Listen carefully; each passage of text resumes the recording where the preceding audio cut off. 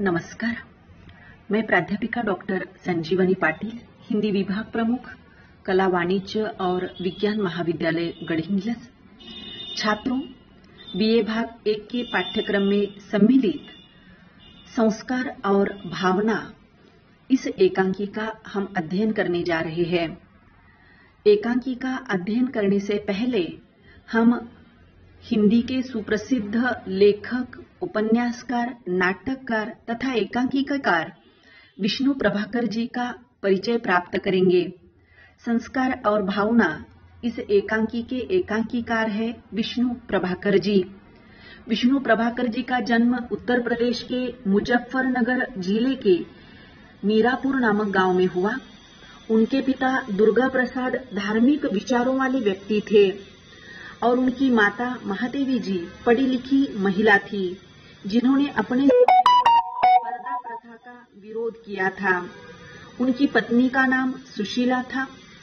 विष्णु प्रभाकर जी की आरंभिक शिक्षा मीरापुर में हुई। बाद में वे अपने मामा के घर हिसार चले गए, जो तब पंजाब प्रांत का एक हिस्सा था। घर की हालत ठीक नहीं होने के चलते वे आगे की पढ़ाई ठीक से नहीं कर पाए और गृहस्थी चलाने के लिए उन्हें सरकारी नौकरी करनी पड़ी।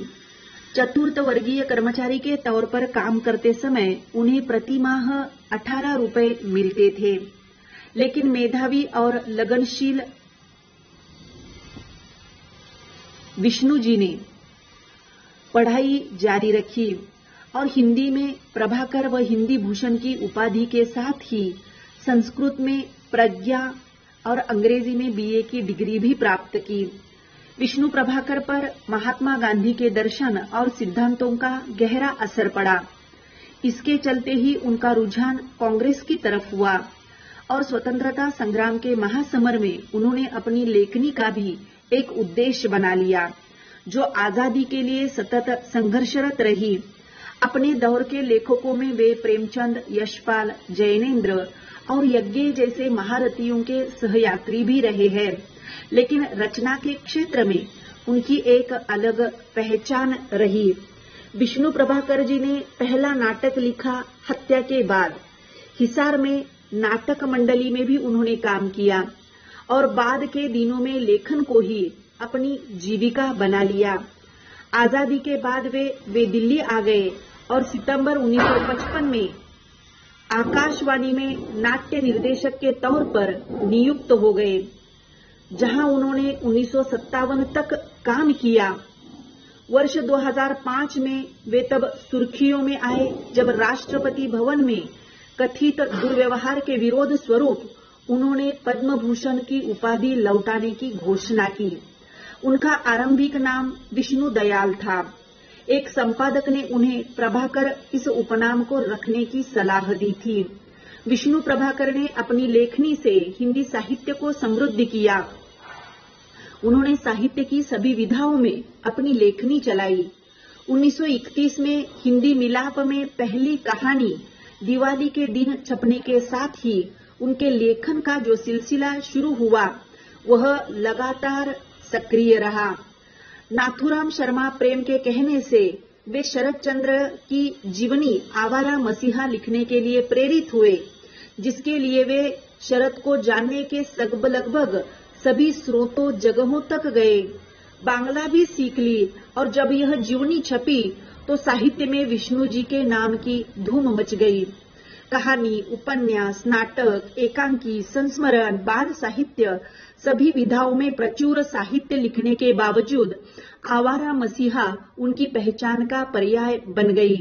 बाद में अर्धनारीश्वर भी उन्होंने साहित्य अकादमी पुरस्कार प्राप्त किया, किंतु आवारा मसीहा ने उनके साहित्य में उनका एक अलग मुकाम रख दिया।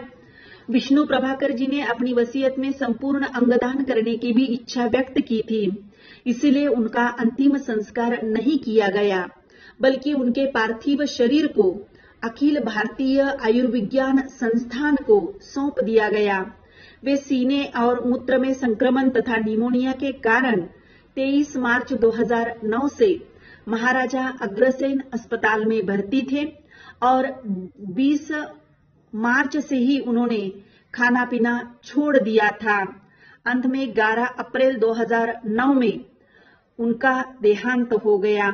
उनके परिवार में 2 बेटे हैं और 2 बेटियां हैं, अतुल प्रभाकर, अर्चना प्रभाकर, अनीता प्रभाकर और अमित प्रभाकर। उनकी प्रमुख कृतियां इस प्रकार है। ढलती रात, स्वप्नमयी, अर्धनारीश्वर, ये उपन्यास है उनके। देखिए, ढलती रात, स्वप्नमयी, अर्धनारीश्वर, धरती अब भी घूम रही है, क्षमादान, 2 मित्र, पाप का घड़ा, होरी, ये उनके उपन्यास है। नाटक है, देखिए, हत्या के बाद, नव प्रभात, डॉक्टर, प्रकाश और परछाइयां, 12 एकांकी, अशोक और अब और नहीं, टूटते परिवेश, ये उनके नाटक है। संघर्ष के बाद, धरती अब भी घूम रही है, मेरा वतन, खिलौने, आदि और अंत, इस प्रकार के कहानी संग्रह भी प्रकाशित है। और पंखहीन नाम से उनकी आत्मकथा 3 भागों में राजकमल प्रकाशन से प्रकाशित हो गई है। और आवारा मसीहा, जिसकी बात हमने अभी की थी, ये उनकी एक जीवनी भी है। ज्योतिपुंज, हिमालय, जमुना, गंगा के नहर में, ये उनका यात्रा वृत्तांत भी प्रकाशित हो चुका है। उनके इस साहित्य की सेवा को ध्यान में रखते हुए उन्हें पद्म भूषण, अर्धनारीश्वर उपन्यास के लिए भारतीय ज्ञानपीठ का पुरस्कार, साथ ही साथ साहित्य अकादमी का पुरस्कार, मूर्ति देवी सम्मान पुरस्कार, सेवियत लैंड नेहरू पुरस्कार इत्यादि अनेक सम्मानों से सम्मानित किया गया है।